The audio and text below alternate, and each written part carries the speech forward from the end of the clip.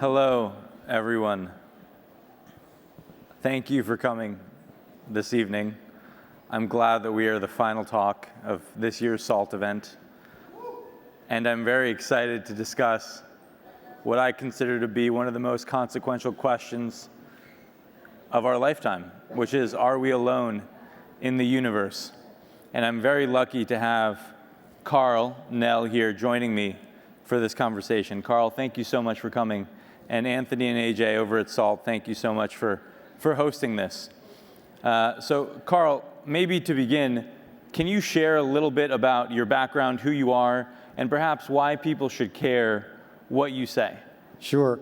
Well, thanks, Alex. It's a pleasure and honor to be here. And it's a fantastic event, and I'm glad to see a large bunch of folks that stuck it out to the end for this talk. So I was fortunate. I had a four-year ROTC scholarship to Penn. I graduated with a degree in electrical engineering. The Army sent me overseas to do signal corps engineering projects, so I did a lot of strategic comm projects in Europe. I ended up working in Army Space Command. I commanded a satellite ground station, war trace to the Joint Chiefs. I spent some time at Wright-Patterson Air Force Base. The Army ultimately sent me to get a master's in mechanical engineering, a master's in strategic studies, graduate work in computer science. I was on track to stay in, but I decided that I wanted to pursue more of a technical career. So I got out and ended up working at Bell Labs, which was a fantastic place. Unfortunately, I was there during the trivestiture that folks may be familiar with, where the company got split up. I left Bell Labs and ended up working in Lockheed Missiles and Space. I worked at Northrop Grumman.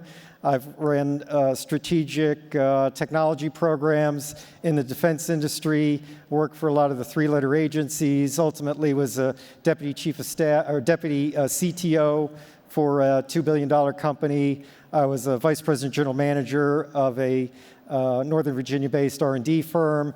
I stayed in the military, in the reserve. I commanded at every grade level through brigade. I was fortunate to stand up the Army's newest expeditionary MI brigade. I was the deputy chief of staff for a combatant command. Ultimately, this experience sort of combined to give me the opportunity to come in and advise Army Futures Command, the largest reorganization in the Army Reserve since really 1973, on how the Army could be more effective. And my last assignment was involved with the UAP task force, which maybe is the most apropos for this discussion. And so, Karl, here's the million-dollar question. Do you believe that a higher form of non-human intelligence has visited this planet? Right. So non-human intelligence exists. Non-human intelligence has been interacting with humanity. This interaction is not new, and it's been ongoing. And there are unelected people in the government that are aware of that. And so, Karl, that is quite a bold statement. I'm wondering, and I'm curious, how confident are you that that is true? There's zero doubt. And Karl, what evidence have you seen? What was the moment where you developed this level of conviction? Because what you're saying is extremely consequential and very important. And I know that a lot of people here, even perhaps, may not believe that statement. Right. Well, probably a better way to ask that is, how can the folks in the audience come to a common understanding of what this phenomenon is? And so there's sort of two tracks here. One is from first principles, and another is actually from the data. So let's take a look at the data. So we can look at some folks that have very high level access to information, like Paul Hellyer, who is the defense chief for Canada, has come out and said the same thing. We can look at Ham Eshed, the head of Israel's, or former head of Israel's Space Force, has said the same thing. Chris Mellon, Deputy Assistant Secretary for Intel, SAPCO, has essentially said the same thing. Lou Elizondo has said the same thing. David Grush has said the same thing. David Grush cleared for presidentially level material. So you're looking at people that are in a position to know this, and they're telling you the same thing. You could take a look at the Gang of Eight in the Senate. and in Congress. So there's 2 members of the Gang of 8, Marco Rubio and Senator Chuck Schumer, that signed up to the UAP disclosure amendment last year that basically said they're not being told the truth and we need to push forward on that. So that's sort of an overview of some of the data. From a first principles standpoint, what's so unusual about this realization? There's billions of stars in the galaxy. Life here evolved in 500 million years, which is basically a blink of an eye. We've found planets around every star that we've looked at. It's likely that the universe is full of life. If you look at the SETI program in particular, the SETI program has all the same assumptions that you would accept and probably make with respect to this topic, except that they believe that non-human intelligence is transmitting signals here. But at the same time, like, we're not transmitting signals. SETI doesn't transmit signals, and the only signals that are actually broadcast of high enough power into space for somebody to pick up come from broadcast television and ballistic missile early warning systems, which you could argue our technology is moving away from. We're going to satellite, we're going to fiber. Broadcast TV is a thing of the past. And if you get to some state where society is stable, maybe we don't need ballistic missile early warning systems. So the other guy is probably not going to transmit. But what the other guy may do is come here if that's possible to do. And there's physics models that suggest that that may be possible. And Karl, I mean, what you're saying is extremely consequential, and you've referenced other people that have said the same thing that also have similar credibility.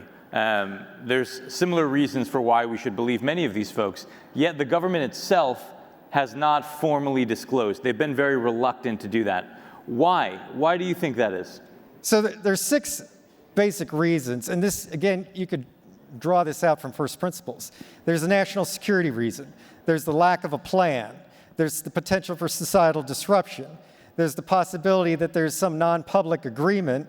There's the potential for misdeeds and the desire to cover up misdeeds. And there's just the basic organizational intransigence and lack of priority that might be associated with the topic. So all these things are factors. The issue is that really the national security issue subsumes all the others.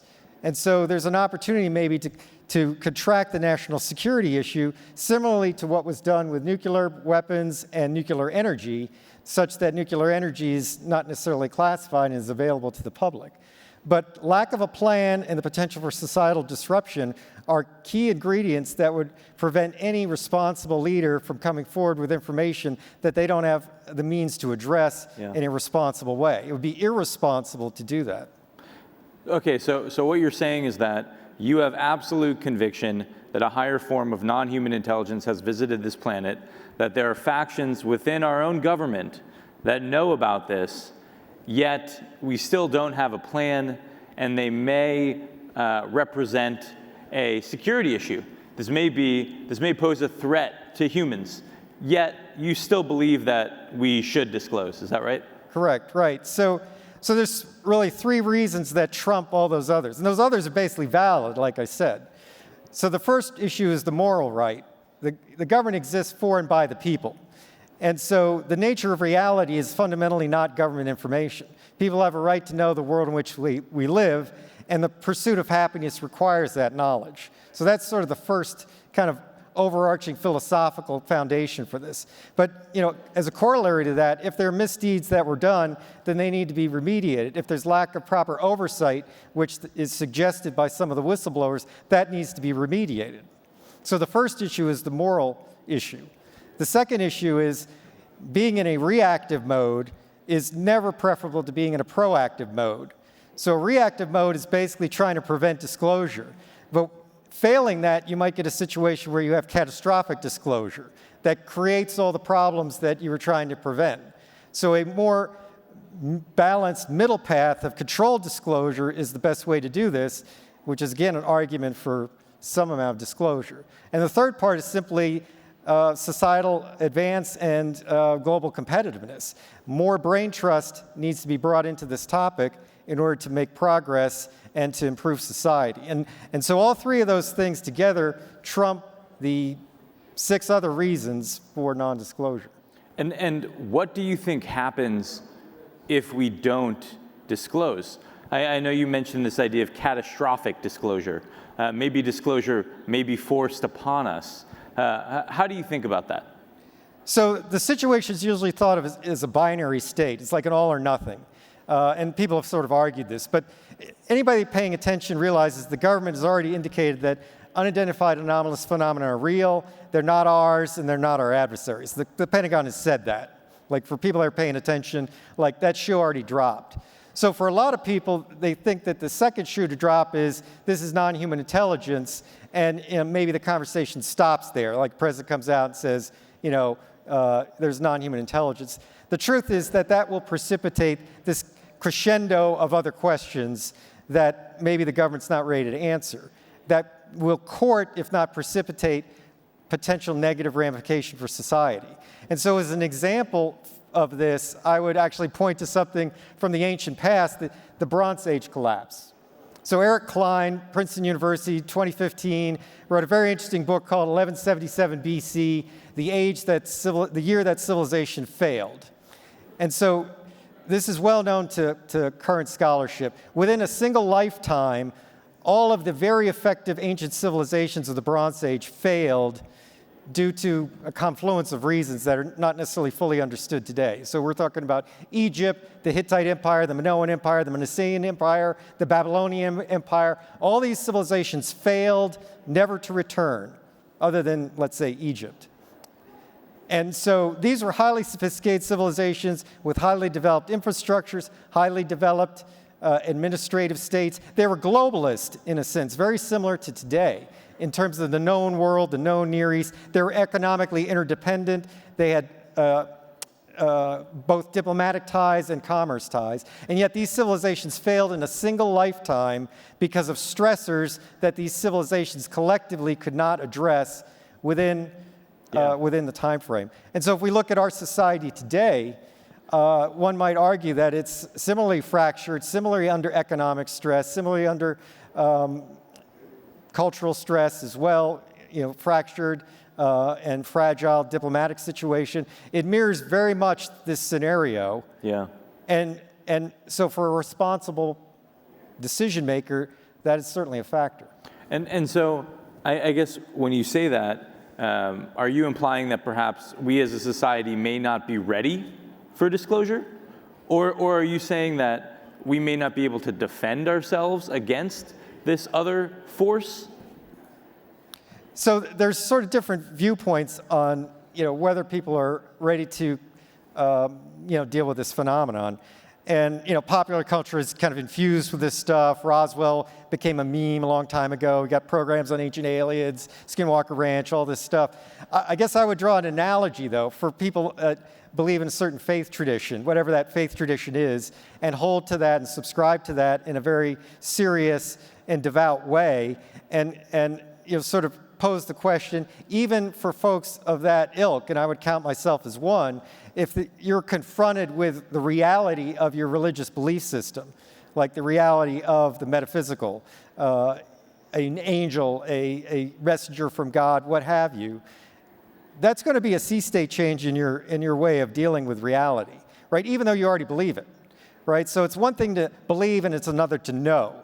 And I think in this context, this phenomena has the potential for an analogous effect both on the individual and on society. Yeah, but do you think that the phenomena, this non-human form of intelligence, represents a threat to humanity? So this is a good question too, and some of the other folks have sort of framed things in that light. And I guess I would suggest that if the universe is governed by conservation laws, and it's probably reasonable to assume the laws of nature that we understand apply everywhere. We may have incomplete understanding, undoubtedly we do, of these laws, but they're sort of homogeneous and they apply throughout the universe. And so those laws are governed by conservation rules. There's conserved quantities. And so this reality really forces a Darwinian type competition in order to survive. And so it's reasonable to assume any other civilization that's evolved has come up through the same Darwinian evolutionary process. So I think it's naive to expect complete altruism until and unless you get to a state of post-scarcity, where you essentially have no physical needs that we're kind of encumbered with in this universe. And so in some sense, it's the economics of the future that are going to determine whether there's cooperation, competition, or some sort of symbiosis, and inform the intention. But to assume either malintent or complete altruism, I think, is somewhat naive. Yeah. So it sounds like what you're saying is it's impossible to know the true intentions of a higher intelligence. We may be competing for the same scarce resources. We may not be, right? We may be almost irrelevant to them, and they may be acting altruistically, although we cannot safely assume that. And so I guess I'm curious, if we continue down this disclosure path, do you believe that disclosure is inevitable? So, again, people that sort of look at this topic and study it, and there have been some good examinations on this from a historical standpoint, have realized that, like, we're not in really a new state. Like, this sort of disclosure emphasis has come and gone over time. And so this is not the first time we've arrived at this stage. I would suggest that maybe the peak of this current cycle happened last December with the Schumer amendment, and then it got rolled back. It was defeated in the House. And so it remains to be seen, if the process is going to continue. One hopes and can maybe draw a little bit of confidence that maybe this will come around is the colloquy that Senator Schumer and Senator Rounds had back in December. After their amendment got killed, they basically went on the Senate floor and articulated their rationale for the legislation. And I think Senator Schumer, to quote him, almost said it was a travesty that this did not pass. So this is, a bipartisan colloquy on a topic that I guess most people would probably consider fringe, and yet these two senators felt the need to do that and to double down on their desire to see this through. Yeah. So hopefully we'll see maybe a reintroduction of some version of that this summer, with the goal of maybe putting it into the NDAA by the end of the year. Do you think that it's imperative that the United States leads on the disclosure efforts? So this is an interesting question too, because this is a global phenomenon, and it's affecting other countries just like the United States. The reporting on this is clear over decades. Other countries have reported this stuff. And not only that, the Vatican has come out and made statements that reference or tangentially reference this topic. So organized religion has a say in this topic as well. So it's really a whole of planet, whole of humanity problem. And so the U.S. has got its role to play, but these other countries have their role to play, and it would behoove us to recognize that U.S. action could be preempted by another party, and it would be probably more conducive to work collectively.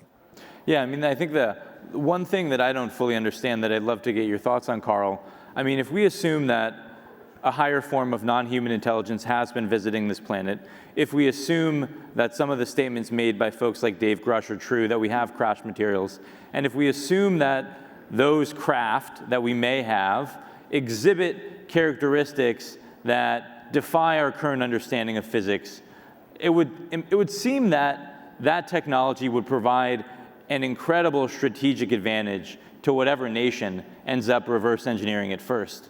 And so, to me, that would imply that there is a race happening to reverse engineer this, and that this topic would be a top priority. Do you agree with that? So I think some of what you say is a reasonable conclusion to be drawn, and I've suggested something similar in past statements. The point here, though, is to go from a pre-disclosure to a post-disclosure world, maybe two stable states that are separated by an unstable middle ground. And so how you make that transition, again, bespeaks to the concern about this catastrophic disclosure. And this has come up in sort of arms regulation too. Mutually assured destruction, however much we don't like it, is sort of a stable kind of geostrategic regime. The Reagan era defense shield idea is also a very stable scenario, but to go from one to the other is very unstable. Yeah. And so this topic sort of mirrors that. Yeah, and I know you and I were talking earlier about this idea that in order to really understand the phenomena, it's likely that we have to further our understanding of reality itself. And I guess I'm wondering, I can imagine a future where we acknowledge and we know that there is a higher form of non-human intelligence, yet we still don't truly understand the phenomena. We still don't truly understand reality. And so I guess I'm wondering, do you think that we'll ever truly understand what's going on? Or if part of the game, part of the journey, part of life itself is operating in an environment where at least part of it is fundamentally unknowable to us?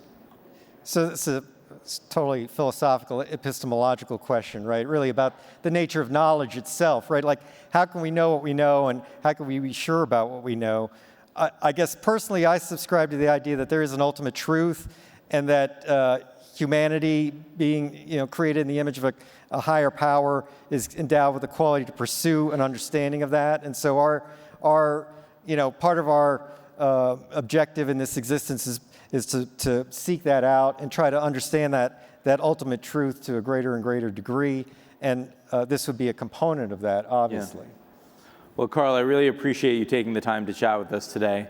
I'm hopeful and optimistic that together maybe we can move the ball forward here and further our understanding of what is really going on, because I certainly agree with you. I think it is very consequential that we figure this out. So thank you again for coming.